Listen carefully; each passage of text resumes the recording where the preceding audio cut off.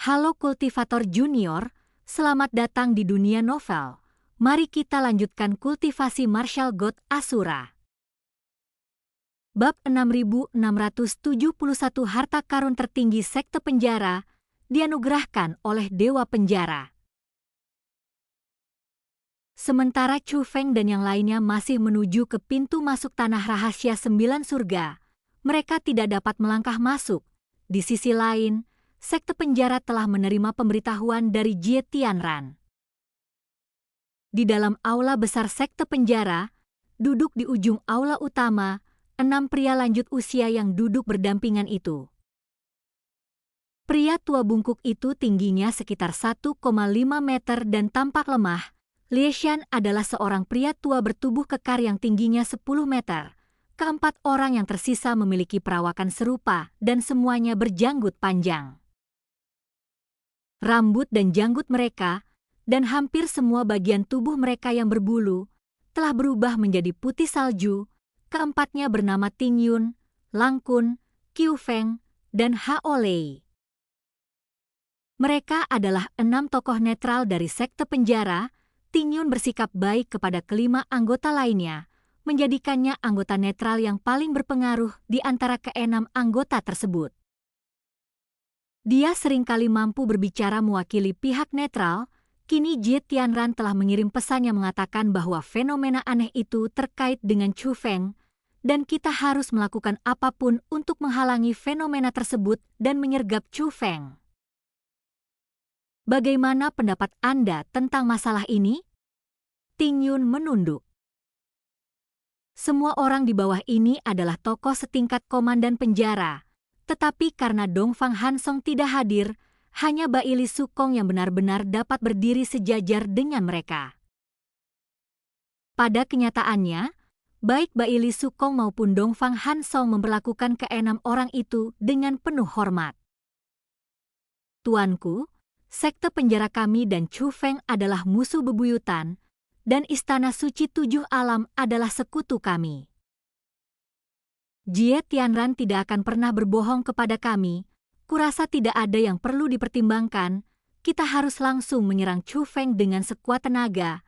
Inilah yang dikatakan Baili Sukong. Saya dengar Anda sudah mengirim orang untuk membentuk formasi tersebut?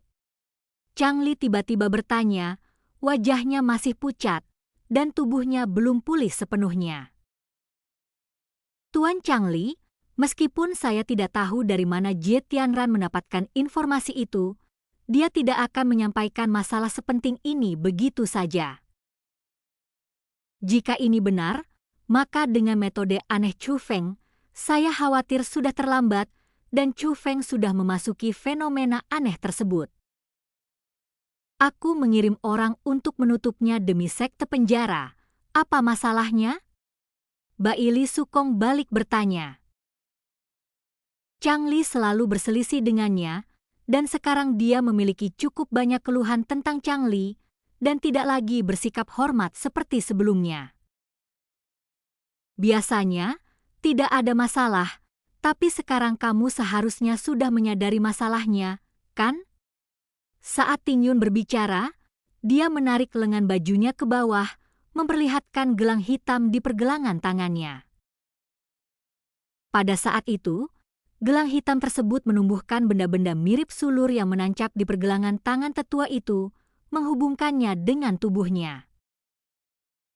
Melihat hal ini, semua orang kecuali Baili Sukong yang ikut menggunakan gelang hitam untuk membangkitkan benda suci tersebut menunjukkan ekspresi yang rumit, karena mereka tahu bahwa hal ini tidak hanya menyerang tubuh, tetapi juga jiwa.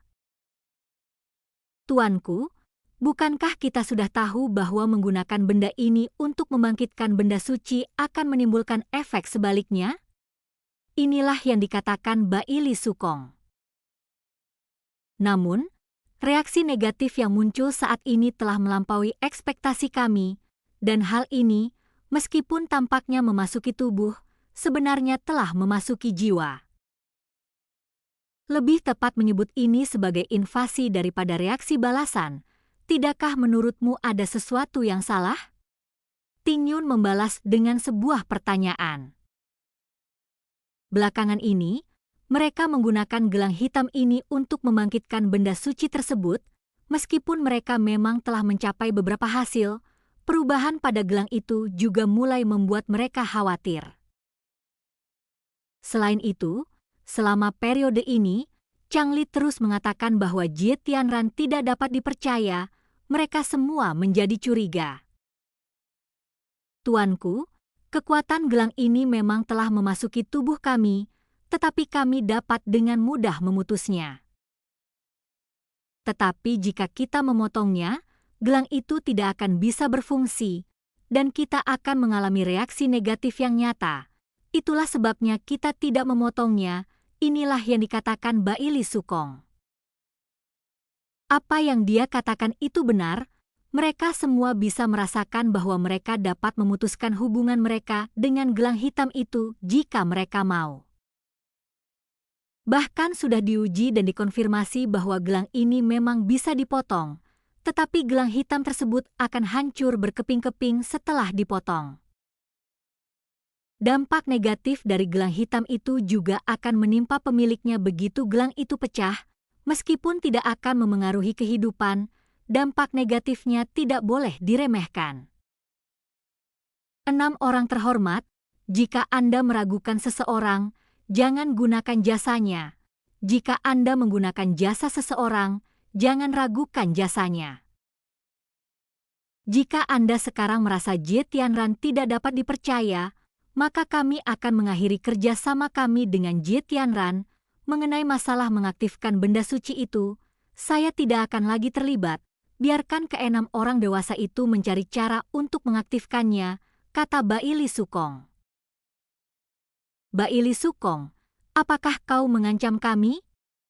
Pada saat itu, raungan dahsyat bergema, seperti lolongan binatang buas, menyebabkan seluruh aula bergetar. Itu bukan Changli, melainkan anggota lain dari faksi netral, Lai Shan. Lai Shan biasanya pendiam, tetapi dia memiliki temperamen yang paling mudah meledak. Tuan Lai Shan, ini bukan ancaman, melainkan sebuah pernyataan. Mengapa aku harus mengambil risiko menghadapi semua bahaya dan pergi sendirian ke wilayah Istana Suci 7 Alam untuk menjalin aliansi dengan mereka? Apa manfaat yang bisa saya peroleh dari ini? Aku mengincar artefak suci. Aku mengincar sekte penjara. Adapun artefak suci itu, kalian semua telah menyaksikan betapa besarnya kontribusi Jie Tianran. Jika bukan karena Jie Tianran dan para ahli spiritualis roh dunia dari Istana Suci 7 Alam, kita tidak akan berdaya untuk melawan invasi Chu Feng terhadap artefak suci tersebut. Kini kebangkitan benda suci sudah dekat, namun pada saat yang krusial ini, Anda sekalian justru dipenuhi keraguan. Kau mencurigai Jie Tianran, tapi bukankah kau juga mencurigai aku? Inilah yang dikatakan Baili Sukong. Tuan-tuanku, aku sudah lama ingin mengatakan ini. Jika kalian tidak mempercayai Tuan Baili Sukong, maka kalian harus mencari solusi sendiri. Tepat saat itu, Xiahou Jue yang berada di belakang Baili Sukong membanting tinjunya ke meja dan berdiri. Duduklah, apakah kau bahkan berhak berbicara di sini? Namun, sebelum ke-6 anggota netral itu sempat berbicara, Baili Sukong melepaskan tekanannya dan dengan paksa mendorong Xiahou Jue kembali ke tempat duduknya. Meskipun Baili Sukong melakukan intervensi dengan tegas, semua bawahannya menunjukkan ketidaksenangan. Lagi pula, mereka hanya setia kepada Baili Sukong. Baili Sukong, kami sebenarnya tidak mempercayai Jie Tianran, tetapi kami sepenuhnya mempercayaimu.